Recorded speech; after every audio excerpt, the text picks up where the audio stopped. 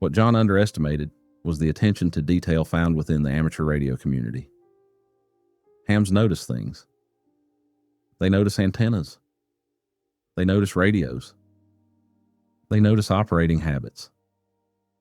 They notice propagation. They notice voices. And eventually, they notice patterns. One operator might remember hearing that call sign on a local repeater several nights each week. Another operator remembers hearing him during a public service net. Someone else remembers talking with him about antennas. None of those conversations seemed unusual individually. Together, they painted a picture.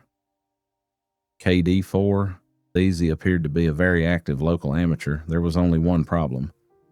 Nobody remembered ever meeting him. That wasn't especially strange. Large cities have thousands of operators, but this wasn't a massive metropolitan area. Most active repeater users eventually cross paths. Field day, hamfests, club meetings, license classes, emergency communications events. Sooner or later, everyone seemed to know everyone. Yet somehow, this operator remained invisible. Still nobody thought much about it. Until the calendar changed.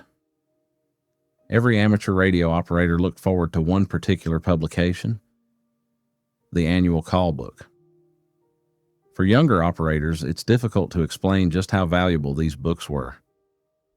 Imagine taking the entire FCC amateur radio database, printing every licensed operator, organizing them alphabetically by call sign, including names and mailing addresses, then binding thousands of pages together into one enormous reference book. That was the Callbook. Every serious ham owned one. It sat beside the operating desk within easy reach. Need to send someone a QSL card? Check the Callbook. Need to write another operator? Check the Callbook. Wonder where a station lives? Check the Callbook. It was the internet before the internet. Every year, operators eagerly flipped through the newest edition. Some looked up friends. Others searched for famous DX stations. Many checked recently heard call signs just out of curiosity. That routine had been happening for decades. This year would be no different. The new edition finally arrived, fresh off the press.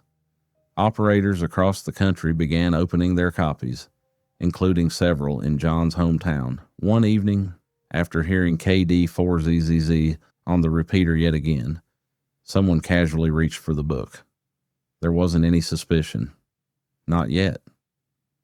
Maybe they simply wondered what town he lived in. Maybe they planned to send a QSL card. Maybe they were curious about his license class.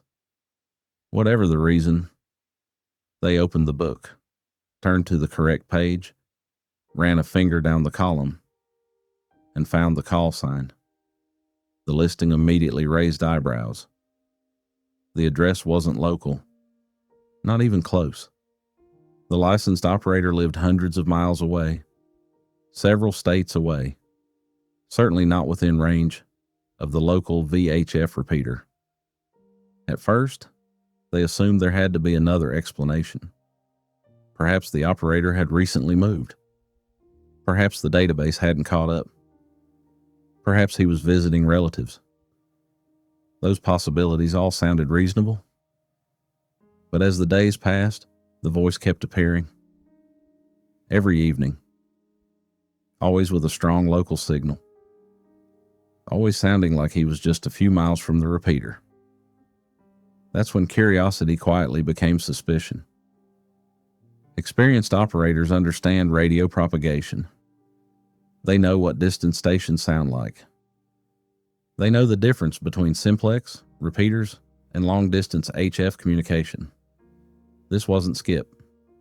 This wasn't atmospheric propagation. This station was unquestionably local. The callbook insisted otherwise. One of them had to be wrong, and callbooks rarely made mistakes. The mystery had officially begun. Somewhere in town, someone was using a call sign that belonged to another man. The only remaining question was simple. Who? The discovery didn't spread across the amateur radio community overnight. There was no group text, no email list, no social media, no online forums. News traveled the old-fashioned way, over the air, on club nights, during coffee, after meetings, one conversation at a time. It started with a simple observation.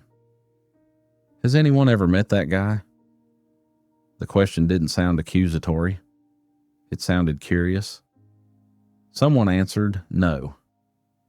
Another operator thought he'd heard him many times but couldn't remember ever seeing him at a ham fest.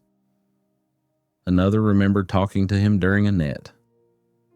Someone else recalled helping him troubleshoot an antenna problem over the repeater. Everyone seemed to know the voice. Nobody knew the man.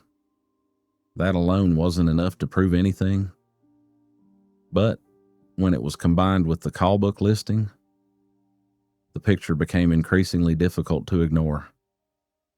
The licensed operator associated with that call sign lived hundreds of miles away. Yet every evening, the signal sounded like it originated only a few miles from the repeater. Experienced repeater owners know their systems. They know what local coverage sounds like. They know the difference between someone accessing the machine from across town and someone attempting to work it from a distant county. John wasn't barely making it into the repeater. His signal was strong, clean, reliable. There was no doubt. He was local. One operator quietly mentioned it to another. Soon several experienced hams were paying closer attention whenever the borrowed call sign appeared. Nobody confronted him over the air. That would have accomplished very little. Instead, they listened. Patiently, every transmission provided another clue. He usually appeared during the same hours. He seemed familiar with the area. He referenced local weather, local roads, local events. Sometimes he'd mention stopping by a nearby store. Other times he'd talk about traffic that only someone in town would know about. Without realizing it, John was confirming exactly what everyone already suspected. He wasn't visiting. He lived there. The mystery wasn't whether the call sign belonged to someone else anymore. The mystery had become who was actually behind the microphone. Amateur radio has always been a surprisingly small world, especially at the local level. Repeaters develop regular users. Club members recognize each other's vehicles. Operators know where everyone lives. If someone installs a new tower, people notice. If someone buys a new radio, word spreads. The hobby naturally builds relationships. Those same relationships also make deception difficult. Eventually, someone remembered hearing that voice before, not on amateur radio, on CB years earlier. The voice was unmistakable. It belonged to John. That realization changed everything. The pieces finally fit together. John had spent years on Citizens Band radio before suddenly appearing on amateur frequencies. Nobody remembered him ever attending a license class. Nobody remembered congratulating him on passing an examination. Nobody remembered hearing about a successful test session. He had simply appeared, fully formed, as though he'd always been there. Now the questions became more direct.